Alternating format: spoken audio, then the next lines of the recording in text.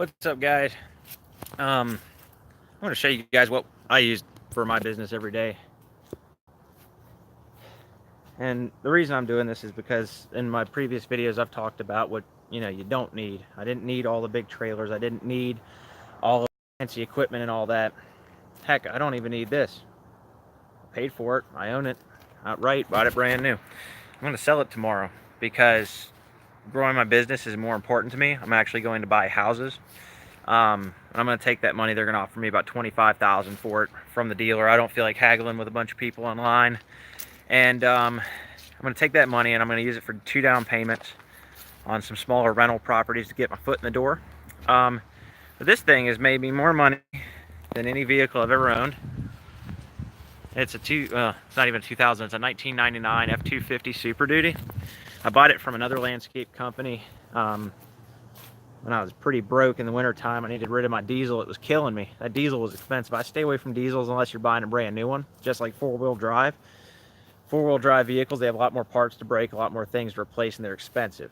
Now, if you're up north and you do snow plowing, it may come in handy, but for me, I avoid four-wheel drive at all cost.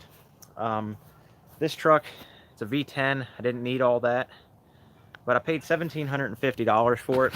The landscape company selling it wanted $3 grand, and I took it for a drive and it had a misfire. And I've owned these trucks. I've had many Triton V8s and V10s. And I knew what the misfire was, but I told the guy, I said, without me actually putting a wrench on it, I won't entirely know. And it could be a head gasket or something. And he said, well, how much to get it out of the lot? And I said, I'll give you $1,500. He said, $1,750, it's yours. I said, okay. So I got this truck, and this is back in 2016. And I got it with 230,000 miles. And it had 4 mixed match tires. I put some decent little Yokohamas on there. Yeah, they're Yokohamas. Put those on there. And it's nothing fancy. It's a truck. Got my recording equipment in there from other stuff I do with the YouTube channel. But, you can see the freaking ground through the bed of this thing. The bed is rusted out underneath of all this. And one of these days I'll take it to a welding shop and have them put some sheet metal there. And the tailgate has to use bungee cords to hold it up. And it's got dents. And it's not perfect. But I've put 40,000 miles on this thing in the last 2.5 years. And I've replaced the fuel pump. I've replaced the tires. Put a couple coil packs in there. And I've put probably less than $3 grand in the truck altogether. And that thing has made me probably $500,000. That silver one back there has cost me the better end of $35,000 and hasn't made me, I don't believe, any money. Hasn't saved me money. The insurance on the thing is higher than the white truck. And it's when you buy something that's going to make you money. If I buy another truck, I'll get rid of everything I own and I'll get like a 2015, 2016 Super Duty. Nothing special, just something that'll get me from A to B. And it'll be reliable for work. The only thing that I worry about is reliability. The white truck, it doesn't have heat or air conditioning. It can, I will. It just needs a new knob on the dashboard. But that's what I have. I use that truck every day. And honestly, I've ran this business with a Nissan Xterra before I had my trucks.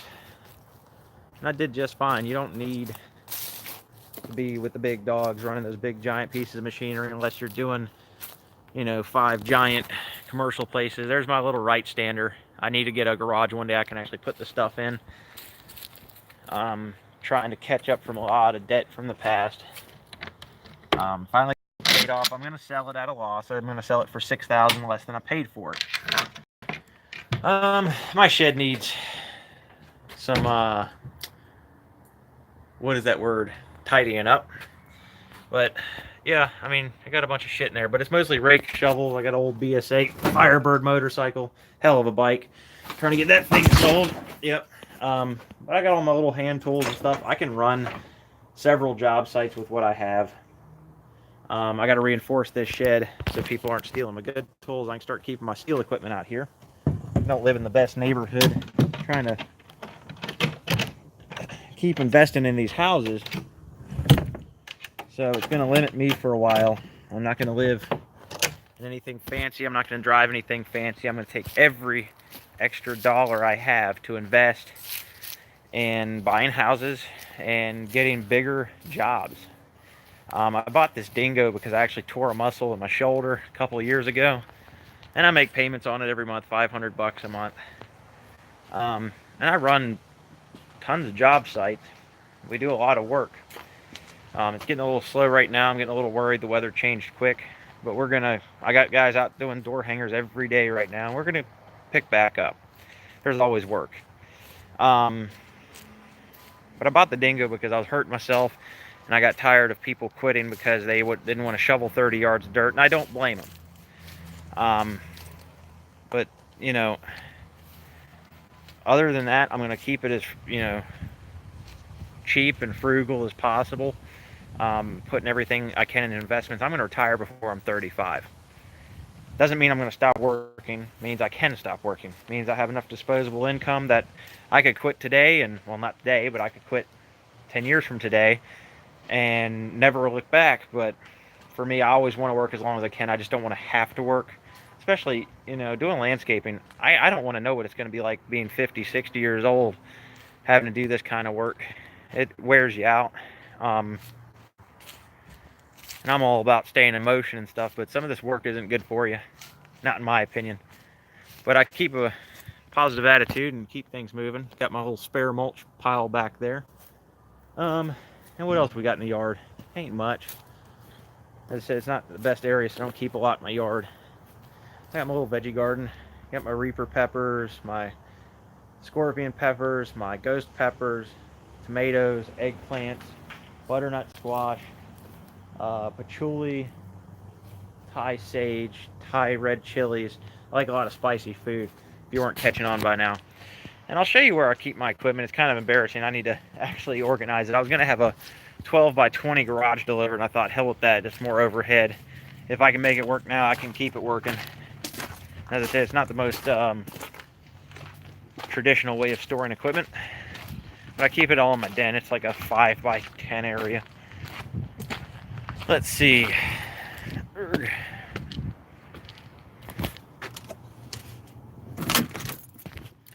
Okay. There's my little derpy boy buddy. Oh, well. Okay. I'm going to finish putting this place together. It was a rather disgusting house when I bought it. But forgive the mess. This is where I keep my tools. We just got done doing a job, so I need to organize it. I was messing with the boat motor a minute ago and pulled the stuff off the window. I got bars on the windows for a reason. But once the shed built and reinforced, I can have my laundry room back. But we just moved recently, and I'm trying to adjust to it and get everything. I came from a house with a actual shed, and it was much bigger, so I had a lot more room to keep my stuff. But, making improvements. I put a new roof on it. Let's see, new roof, that was $3,000, 30-year architects, and then I put new kitchen in, I painted it, new appliances, new stove, new countertops, new sink, new flooring. Now I got to do the bathroom. The bathroom is Pepto-Bismol pink, and honest to God, if I have to stare at it another year, I'm going to go crazy. But once I get this house up and put together, I'm going to pay the rest of the mortgage off, and I'm going to sell it. Because it's, for what it'll rent for, I'd never get my money out of it in this neighborhood. But yeah, guys, you don't need a lot. I've been doing this most of my life with just a weed eater, a blower, some hedge trimmers, and a chainsaw. I really like these pole saws. You really can't go wrong with a pole saw. You can even just buy the pole saw attachment and put it on your weed eater if you don't want to spend a bunch of money. It's how I did it for a long time, and it really makes things a lot easier and safer. So, but I figured I'd check in with you guys. I've been real busy trying to get ready for winter, and I didn't want to make you guys think that I gave up on the whole YouTube thing. I really didn't, and you're going to see a whole lot more of me now that we're going to have a little more free time. But I'm going to check on out. I got to go help my friend. He's living in a tent right now in Colorado, and he needs some help, so I'm going to go try to wire him some money. But anyways, guys, y'all stay great. Subscribe. Thanks for the support. Have a great day. How do I end this? Forgive me, I've never gone live before.